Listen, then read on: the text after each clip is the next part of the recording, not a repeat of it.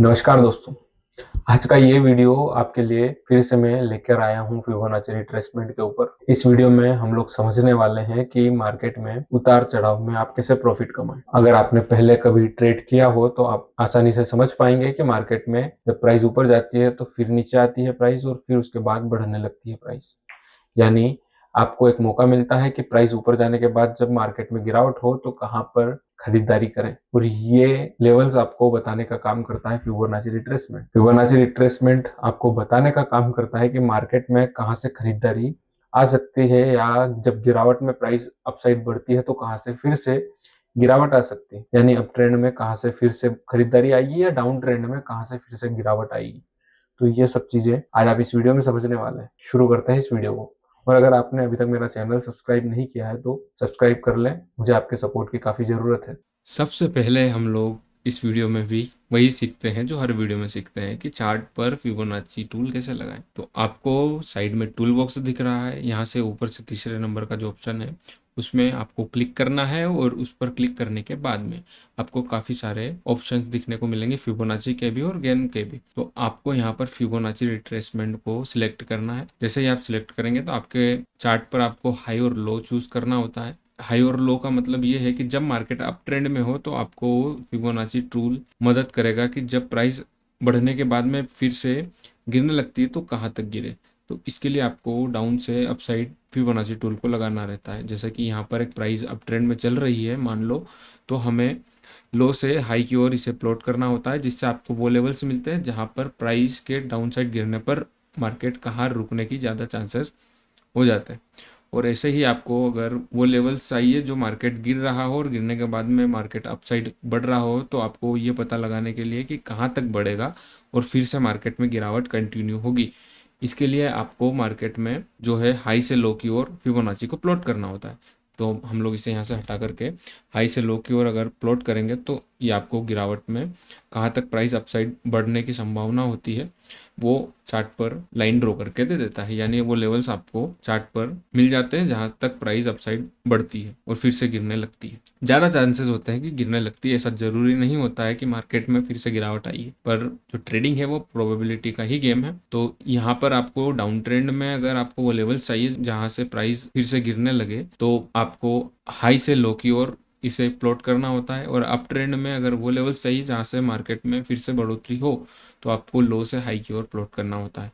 तो यहाँ तक आपको समझ में आया होगा कि फिबोनाची का इस्तेमाल आप चार्ट पर कैसे लगा करके करें। सबसे पहले हम लोग समझ लेते हैं फिबोनाची सीक्वेंस होते क्या है। तो फिबोनाची सीक्वेंस जो है वो एक संख्या को, जो आगे वाली संख्या है उसको जोड़ करके हमें मिलते हैं। यानी कि 1+1 2 होता है, 2+1 3 होता है, 3+2 5 होता है, 5+3 8 होता है। ऐसे ही 8+5 13 होता है और 13+8 जो होता है 21 होता है। ऐसे ही आप जोड़ करके फिबोनाची सीक्वेंस निकालते हैं और ये नंबर्स हमें फिबोनाची रिट्रेसमेंट लेवल निकालने में मदद करते हैं। अब हम लोग इस फिबोनाची सीक्वेंस का उपयोग करके ये लेवल्स कैसे निकालते हैं। अगर आप इस फिबोनाची सीक्वेंस में छोटी संख्या को बड़ी संख्या से भाग देंगे तो आपको 0.618 नंबर आएगा। यहाँ पर 144 डिवाइडेड बाई 233 कर रखा है। आप इसे 89 डिवाइडेड बाई 144 भी करेंगे तो 0.618 नंबर ही आना है।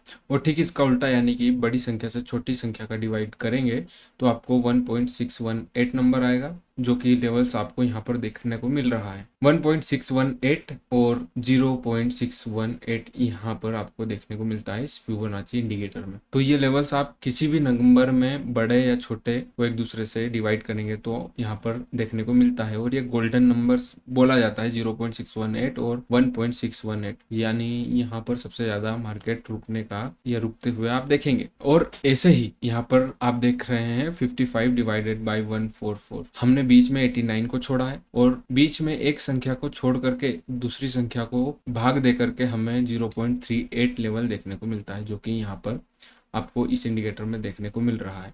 आप ऐसे ही 89 डिवाइडेड बाई 233 करेंगे तो भी आपको 0.38 नंबर ही ये देखने को मिलेगा। मैंने केवल एक एक फिबोनाची सीक्वेंस नंबर को भाग दे करके यहाँ पर लिखा हुआ है, पर आप किसी भी नंबर को एक दूसरे से भाग देंगे बीच में एक नंबर्स को छोड़ करके, तो आपको 0.38 नंबर ही देखने को मिलता है। ऐसे ही आप अगर ठीक इसका उल्टा करेंगे, यानी 89 डिवाइडेड बाई 34, बड़ी संख्या को छोटी संख्या से अगर बीच में एक नंबर को छोड़ करके भाग देंगे तो आपको 2.61 नंबर देखने को मिलेगा, जो कि यहाँ पर इंडिकेटर में आपको देखने को मिल रहा है। यह लेवल यहाँ से ऐसे निकाला गया है कि बड़ी संख्या को बीच में एक सीक्वेंस नंबर छोड़ करके उससे छोटी संख्या से भाग दे करके 2.61 नंबर हमें देखने को मिलता है, जो यहाँ पर इंडिकेटर में देख रहे हैं। और ऐसे ही अगर आप बीच में दो नंबर्स छोड़ करके डिवाइड देंगे 34 डिवाइडेड बाय 144, यानी आपने 55 और 89 को छोड़ा है, तो आपको 0.23 लेवल्स देखने को मिलता है, जो यहाँ पर है इंडिकेटर में। और अगर 4.23 लेवल्स निकालने के लिए आपको ठीक इसका उल्टा करना होता है, बड़ी संख्या को दो नंबर्स छोड़ करके 34 से यहाँ भाग देंगे तो 4.23 आता है। ठीक ऐसा ही आप 89 डिवाइडेड बाई 21 करेंगे, यानी कि बीच में कोई भी दो संख्या छोड़ करके आप डिवाइड देंगे तो 4.23 नंबर ही आपको देखने को मिलता है। तो आप इन फॉर्मूले का इस्तेमाल करके हमें चार्ट पर ये लेवल्स निकाल करके इंडिकेटर देता है। आपको ये चीजें खुद से निकालना नहीं होती है, बस आपको समझना है कि ये क्यों निकाला है और कहाँ से निकाला है और कैसे निकाला है। तो फॉर्मूला हमें समझ में आना जरूरी होता है, इसके बाद ही हमें इंडिकेटर समझ में आता है कि ये इंडिकेटर आखिर बना कैसे। तो हम आगे बढ़ते हैं कि इस इंडिकेटर का उपयोग कैसे करते हैं। आपको ये जो पार्ट है ये केवल समझने के लिए था, असली खेल तो अब शुरू होगा। फिबोनाची का हम लोग दो तरीके से इस्तेमाल कर सकते हैं, फिबोनाची रिट्रेसमेंट और फिबोनाची एक्सटेंशन। फिबोनाची रिट्रेसमेंट की हम लोग अभी तक बात कर रहे थे, मतलब प्राइस कहाँ पर गिरते गिरते अगर बढ़ने लगे तो फिर से कहाँ पर गिरावट आपको देखने को मिलेगी, जैसा कि यहाँ देखने को मिल रहा है। आपको फिबोनाची अगर रिट्रेसमेंट लगाना हो तो हाई से लो की ओर लगाना होता है, जिससे आपको पता लगे कि मार्केट में फिर से कहाँ पर गिरावट हो सकती है गिरावट के बाजार में। और अगर बढ़ते हुए बाजार में हाई से लो की ओर रिट्रेसमेंट के लिए लगाना होता है। तो यहाँ आपको एक हाई देखने को मिल रहा है और हमने इसे लो माना था।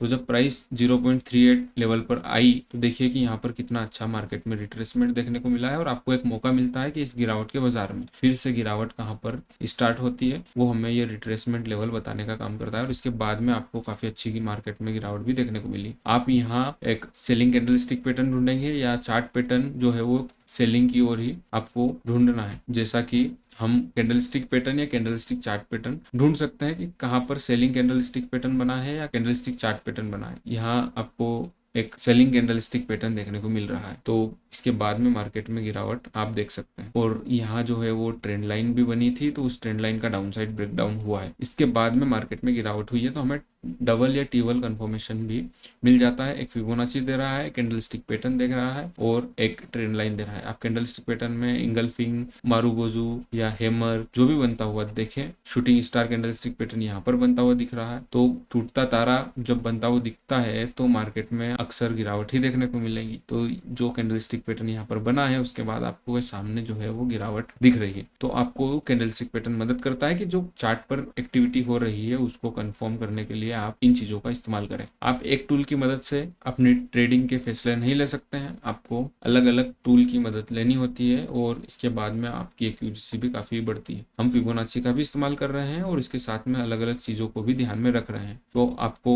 ध्यान रखना है कि मार्केट में अगर गिरावट पर रिट्रेसमेंट का उपयोग कर रहे हैं तो वो कैसे करें। आपको हाई से लो की ओर फिबोनाची टूल का उपयोग करना है और मार्केट में रिट्रेसमेंट लेवल का ध्यान रखना है, जिससे आपको अच्छे रिजल्ट देखने को मिलेंगे। ऐसे ही अगर आप ट्रेंड में रिट्रेसमेंट का उपयोग करेंगे तो देखिए यहाँ पर हम लोग इसे हाई और लो मानते हैं, ये हाई है और ये लो है। तो जो फिबोनाची अप ट्रेंड में रिट्रेसमेंट के लिए लगाएंगे तो आपको लो से हाई की ओर इसे प्लॉट करना होता है रिट्रेसमेंट के लिए। रिट्रेसमेंट मतलब मार्केट गिर करके फिर से अपसाइड बढ़े तब। तो आपको यहाँ काफी अच्छा रिजल्ट देखने को मिला है। मार्केट में इतनी अच्छी खरीदारी के बाद में जब प्राइस में गिरावट आई तो वो लेवल जो यहाँ पर बना था 0.68, ये लेवल है जो मार्केट में काफी अच्छा काम करता हुआ दिखता है, जो कि यहाँ आपको देखने को मिल रहा है। उसके बाद में प्राइस ने काफी अच्छी बढ़ोतरी दिखाई है, काफी अच्छा गैप अप भी मार्केट हुआ है। तो ये लेवल्स अच्छे काम करते हैं। तो आपको ध्यान रखना है अगर आप बढ़ते बाजार में रिट्रेसमेंट का उपयोग कर रहे हैं तो कैंडलस्टिक पैटर्न जो है वो खरीदारी का कैंडलस्टिक पैटर्न देखना है। आपको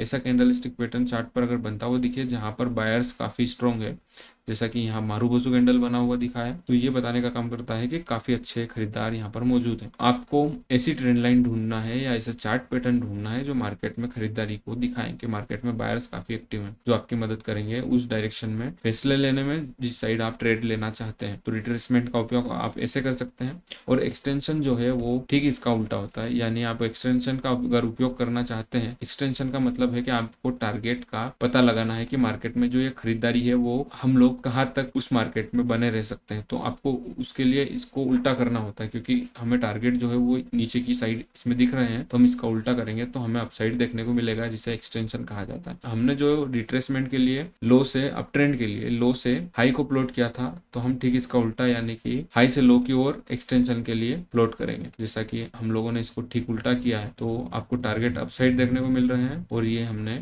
यहाँ पर प्लॉट किया हुआ है। अब आप अंदाजा लगा सकते हैं कि टारगेट आपको आसानी से चार्ट पर आते हुए दिख रहे हैं। जैसा कि यहाँ पर हमने जो है ये इंडिकेटर हाई से लो की ओर प्लॉट किया है और इसके बाद में हमें पहला टारगेट 1.618 देखने को मिल रहा है, जो कि यहाँ पर इसके लगभग ही प्राइस रुकी हुई थी पूरे दिन। इस हाई के बाद में जब प्राइस अपसाइड निकला है तो ये दूसरा टारगेट हमें यहाँ पर यह देखने को मिला है 2.618, जो कि आसानी से चार्ट पर मिलता हुआ दिखा। तो ये लेवल्स का उपयोग आप कर सकते हैं। एक्सटेंशन का उपयोग टारगेट के लिए कर सकते हैं और रिट्रेसमेंट का उपयोग मार्केट में बढ़ने के बाद में कहां पर आकर के रुक करके फिर से बढ़ेगा इसके लिए कर सकते हैं। ठीक इसका उपयोग आप डाउन ट्रेंड में भी कर सकते हैं। जैसा कि हमने डाउन ट्रेंड में रिट्रेसमेंट का उपयोग करने के लिए हाई से लो की ओर मार्क किया था, तो जो है रिट्रेसमेंट देखने को मिला था, तो हमने जो ये लो है इसे अपसाइड करेंगे और हाई को यहाँ पर प्लॉट करेंगे, तो आपको टारगेट डाउन साइड भी आसानी से मिलते हुए दिख सकते हैं। अब ये जो मार्केट के ऊपर है कि कितनी बड़ी गिरावट आएगी या कितनी बड़ी खरीदारी आएगी। तो जैसा कि यहाँ आपको देखने को मिला है कि प्राइस ने जो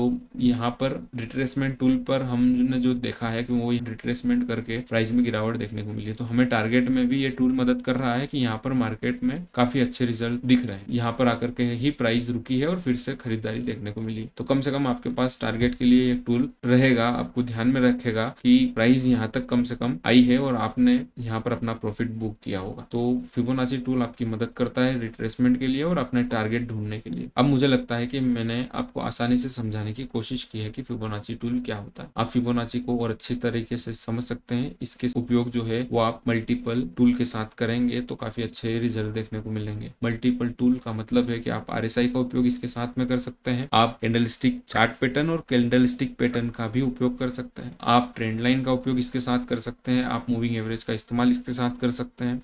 आपको इन सब के साथ जब इसका उपयोग करेंगे तो आपको काफी अच्छे रिजल्ट अपनी ट्रेडिंग में देखने को मिलेंगे। तो ये वीडियो यहीं तक, और अगर आपने अभी तक हमारा चैनल सब्सक्राइब नहीं किया है तो सब्सक्राइब कर लें, जो आपके सपोर्ट की काफी जरूरत है। धन्यवाद।